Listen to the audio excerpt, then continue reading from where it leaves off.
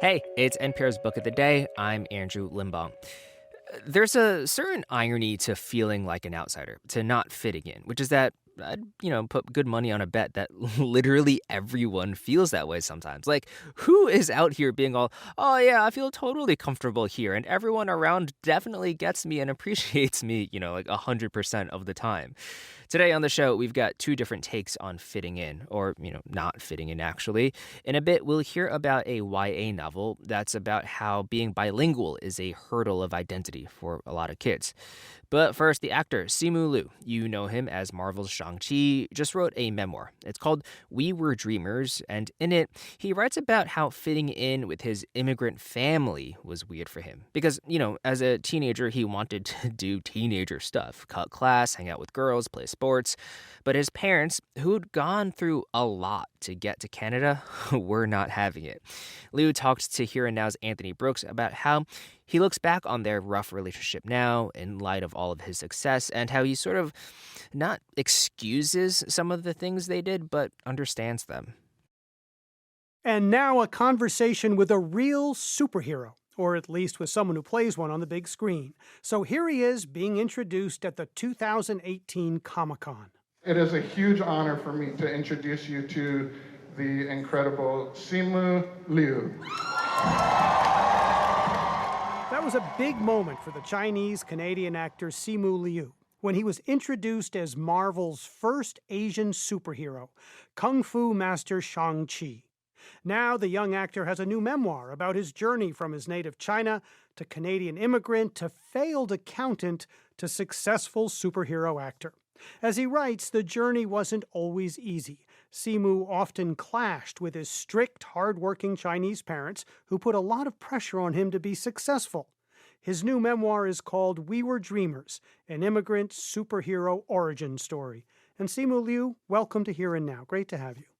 Oh my goodness, thank you so much. Well, there's a lot in this book about your parents. I want to ask you about them. They grew up in China. Sure. They came of age during Mao's Cultural Revolution. So tell us something about how they grew up and the lives they lived growing up. My parents were born in the late 50s, early 60s, so they were teenagers at the time that the Cultural Revolution was in full effect. And so one of the main things that happened around this time was the government shuttered universities all across the country. So the path was you would go to high school and then, students would go off into the fields to basically learn the value of hard labor. My dad was about 16, 17. My mom actually graduated and then went off to the fields for 2 years. There was no guarantee that they would be able to continue their education and through that education be able to achieve upward social mobility. Right. But then in 1976, Mao passed away. And Mao's successor immediately restored the, university entrance exams and restored universities all across the country. So then, my parents both managed to get offers to the same university where they would later meet and fall in love and marry. But they were competing against not only their own cohort, but 10 years worth of applicants who had been deprived of a post-secondary education. Oh, And wow. So there so must have been a lot of pent-up demand there. Yeah, right. the national acceptance rate was something like, in the single digits. And it was those odds that my parents were able to overcome just to be able to get that education, which they then, completed and then were working in China when another dream kind of incepted into their minds, this idea of immigrating and exploring life in a totally new environment. So they come to Canada. They end up getting jobs as engineers. They left you behind for a while to be raised by your grandparents. You eventually Yes. joined your parents in Canada, but life wasn't easy. And I want to play a little bit more sound from your Comic-Con experience there in 2018, where you talk about your parents a little bit. Let's listen to what you said. My parents immigrated from China to Canada 25 years ago with nothing except the hopes and dreams to build a family and to build a life for their kids. And all I've ever wanted to do growing up was to make them proud. And so basically what I'm trying to say is I'm really happy that I'm not a doctor, and so take that, Mom and Dad. So you joke about it there, but as you write, Simu, your parents expected you to be a doctor or a scientist like them, and they put a lot of pressure on you growing up. Can you tell us what your relationship was like with your parents when you were in high school, for example? What was it like? their entire definition of success is so closely tied with academic achievement. And so, yeah, the path forward for me, according to them, was excelling in science and engineering or medicine or some field. Unfortunately, that wasn't the case. When I went through puberty, I started to want to do other things like get a girlfriend and play sports and skip classes and all the, things that dumb, rebellious kids want to do. And that just didn't sit well with my parents. And we fought constantly. Right. There's a particularly painful scene that I want to ask you about. You described this. This is with your father. It's in the middle of the book. You're in high school and you have your first girlfriend who you brought to the school dance. Your dad catches wind of this and is outraged that she doesn't even go to your school. He says you're a source of shame. He asks, are you even my son anymore? And he hits you repeatedly, you say. And I think this might be hard for people to understand who are listening now. How do you make sense of his reaction now? I don't necessarily defend or justify those actions, but I think looking back and just feeling the anxiety that my parents must have felt at the time of having sacrificed and worked so hard to be able to give their son every possible opportunity. And at that point, I'd been enrolled in, a private school for gifted kids, and it was a very high achieving environment. And so the reaction that came, Simu has a girlfriend that doesn't even go to this school. It was that feeling of frustration of like, what is this kid doing with everything that we've given him? Making it in this country was not easy for them. And I think in my parents' mind, they always operated in a scarcity and survival mindset of like, this can be taken from us and we can lose it all. The only thing that we have to rely on to keep us going is our jobs, our careers, which are propped up by our strong educational background. And so for their terribly rebellious kid to be going off and playing hooky and hooking up with girls that don't even go to the school, it was a pretty tough pill for them to swallow. And of course, our relationship has changed so drastically, but I did think that it was very important for me to articulate these not great moments in our history, not to air out dirty laundry or to somehow point the finger at them and say, see, look at all that you did, but really as a means of connecting to other families and children that are going through those same pains and struggles as intergenerational and intercultural families, and finding some sort of a point of connection. Well, you mentioned that the relationship is better now. What is your relationship like with your parents right now? Well, for starters, I'm in an apartment in London right now. My parents have been visiting me all week, so they're in the bedroom about 5 feet away from me, trying to keep quiet so that I can do this interview. And they're my biggest fans. My father's recently retired, so he basically spends all day searching up everything I do on social media and every single news article that ever mentions me. And as frustrating and as crazy as that drives me, we've really become quite close. And when I first came to them with this idea of telling our story, not only my personal story, but the story of our entire family, they kind of balked at it, not out of some fear of being ostracized, but out of just this it was so incredulous to them that they had lived a memoir worthy life. And to me, part of the joy in writing this book was getting to share their extraordinary journey with the world, one that they would not themselves think of as notable in any which way. But for me, I feel like the odds that they were able to overcome are easily as crazy and as ridiculous, if not more so, than of me getting this role of a lifetime. Well, it's an incredible story on many levels. Sticking with this example that your parents set, though, you write extensively about how important it was for you to please them. You even tried to become an accountant to please them. How did that go? It did not go very well. I lasted about 8 just grueling, horribly torturous months before I was finally put out of my misery, and for very good reason. I was, by all accounts, a terrible employee. But out of the rubble of that, and obviously it was devastating when it happened, especially looking at all the time and money that my parents had invested in me. But being able to pivot from that, looking back now, getting laid off was truly a gift. I thought, hey, why not audition for some things? I'd always been interested in it. It was really just the beginning of that tiny snowball that eventually became, this, whatever this is. Right, this big thing that is now. I want to ask you a little bit about your early career, because it sounds as though to get work, you had to be willing to accept several roles that played on Asian stereotypes. And you write about this in the book, and I'm thinking about the movie Bike Cop Begins, right? You played Yakuza Koto, the leader of a trio of Japanese mobsters. Yes. So they get the Chinese guy to play the Japanese mobster. And I'm just wondering sort of how tough that was for you. Looking back and even reliving some of those projects that I was a part of, I mean, I just want to reach back and slap my younger self in the face. I think it just goes to show you just how limited we were in our opportunities at the time that I was willing to do it. Because guess what? All of the representation that I saw on screen was basically effectively the same thing. They were stereotypes and caricatures. And when I look back, obviously those roles weren't ideal, but they also in a way got my foot in the door. Right. What do you want readers to take away? What do you want them most to take away from your story? The best way I can articulate it is, sometimes in life when we're walking down the street, we're on our way to work, or we're in the grocery line and we see somebody, or we deal with somebody who speaks English with a bit of an accent. And we kind of remove ourselves and we say, oh, those people aren't a part of our society. They're just visiting. We minimize them in a way. And what I hope to do with this book is to just shed a light on people like my parents who, by the way, do speak fantastic English. They just happen to have an accent. And the reason why they have that accent is because they've lived an extraordinary life. Each and every person that we see on the streets in Canada and America that don't speak English as their native language, each one of those people has an equally incredible story of how they got here.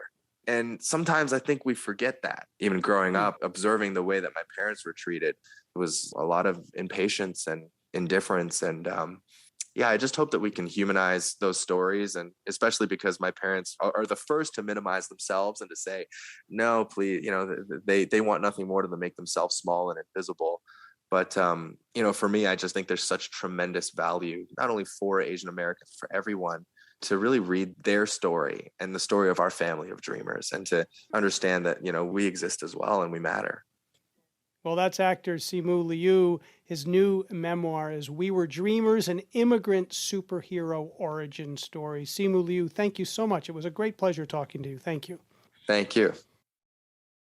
In Margarita Engle's new book, Singing with Elephants, there's a lot of going back and forth between English and Spanish. And in this interview with NPR's A. Martinez, she talks about how publishers used to italicize Spanish and leave the English unitalicized, which makes sense if you're a native English speaker. But if you're not, it definitely signals something, an imbalance, a sense that one language is default and the other is, an other.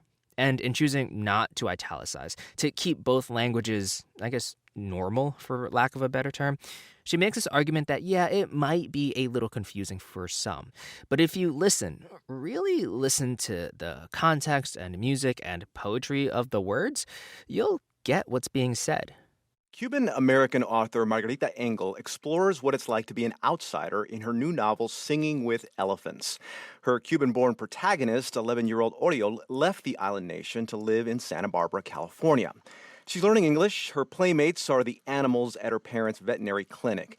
And as Engle explained to me, Oriol's life changes when she befriends the diplomat Gabriela Mistral, who happens to be the real-life winner of the Nobel Prize in Literature, the first Latin American author to do so. I wanted to imagine how it would feel for a child to live near a Nobel Prize-winning poet and to see her out writing under the trees. She loved to write outdoors, and to wonder if she could write poetry too, and if it would be a refuge for her, as it seemed to be for this Nobel Prize-winning poet. Now, why did you choose to write this story, interspersing English and Spanish all throughout? Well, I've done that all along with all of my verse novels. 10 years ago, publishers put the Spanish in italics, so people didn't really think of it as bilingual in the same way because the Spanish was kind of separated by the italics. But that's no longer the publishing tradition. Now they're just used as equal languages, the way they are in our minds. If we know them both and we think them both, we don't stop to replace an English word with a Spanish word. They just run together freely, but it's, the way bilingual people think. I can't imagine that happening today because that really, really kind of puts it into your head that Spanish is the other, right? It's not from here, and it makes it crystal clear in the middle of italics. I don't think that's why it was done. In fact, I kind of surveyed teachers before I made up my mind to change a few years ago. And they agreed that there are many words that could be confusing to a young reader who's just learning to read either language. And yet, that is still the new approach, is to hope that it's understood and to try to make it clear in the context. I don't want anybody to feel left out. Someone who doesn't read Spanish, I would hope that it's clear enough in the context where I wouldn't lose the ability to communicate with children who only read English. Yeah, and being left out to me seems like that's very much what this book is about, how difficult it can be to fit in when English isn't your first language. So how do you overcome these inadequacies that as a kid you already feel inadequacies by the bunch, but this added in as an extra layer? Well, this book is set in 1947. My mother came to the United States as an immigrant to marry my father in 1948, and she didn't know English. My father only knew English. My mother only knew Spanish. And they had met in Cuba, but they were artists, so they passed pictures back and forth to get to know each other. And it was love at first sight. They communicated without knowing the same language. But as my mother learned English, she had a very heavy accent and still does to this day at the age of 91. And people made fun of her accent. So I kind of put some of that into this story. So on that, can you read for us Not Completely Bilingual Yet? Yes. Maybe I should tell La Poeta that I know she's famosa, and maybe we should switch back to Espanol instead of practicing English. My mouth feels like an acrobat, but I'm determined to learn poetry, words, English, everything she can possibly teach me. So I just keep speaking, push through as if my tongue hasn't been tied into knots. Margarita, I chose this poem because it really hit home for me. So when I was a kid, I had to learn English in the first grade. I was born in the United States, but never spoke English to anyone because we were a very closed-off family and we only hung out with other Spanish speakers. So there was never a need until I had to be thrown into a first-grade classroom in the middle of Koreatown in Los Angeles. And I think sometimes, the struggles that can come with trying to learn something on the fly and fit in at the same time are very, very tough to understand unless you're going through it yourself. There are children in every classroom learning a language, whether it's English or not, but everywhere in the world, with refugees dispersed, people are learning new languages and adapting to new homes. So that's, I really feel sympathy for what you're saying. I grew up with both languages in the home, but for me, poetry is also a way around that because poetry is musical and music is a universal language. And I think that we can enjoy that music even when we don't understand every word. How do you believe yourself that maybe the writing can be explored in one's identity, a sense of belonging? I mean, when Oriole first, when she learns about metaphor, she says, I am an echo of the place where I used to live. So how does transforming yourself kind of play into that? As we mature and then go to school and encounter people from all different backgrounds, it's kind of a shock for anybody in any language to seek a sense of belonging with people who aren't from your family, people you don't know. And yet there are these universal languages like poetry, which is musical and is rooted in emotions. And I feel like that's a refuge. For me, when I think of where have I ever had a sense of belonging, I have a sense of belonging on the page. That might sound strange, but my favorite line of poetry is by a Cuban poet, Dulce Maria Loinas, En mi verso soy libre. In my verse, I am free. And that's how I feel. In my verse, I am free.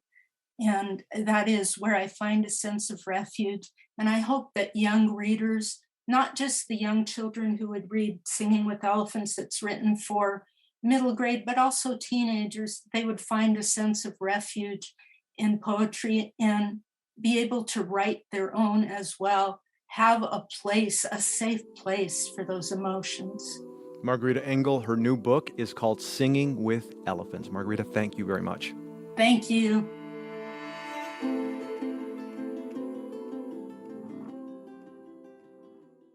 That's it for this week on NPR's Book of the Day. Let us know what you think. You can write to us at bookoftheday@npr.org. I'm Andrew Limbong. The podcast is produced by Isabella Gomez Sarmiento and edited by Megan Sullivan. Our founding editor is Petra Mayer. The show elements for this week were produced and edited by Michael Radcliffe, Melissa Gray, Candace Wang, Ed McNulty, Samantha Balaban, Ravenna Koenig, Emiko Tamagawa, Kurt Gardner, Sean Saldana, and Rena Advani. Beth Donovan is our managing editor. Thanks for listening.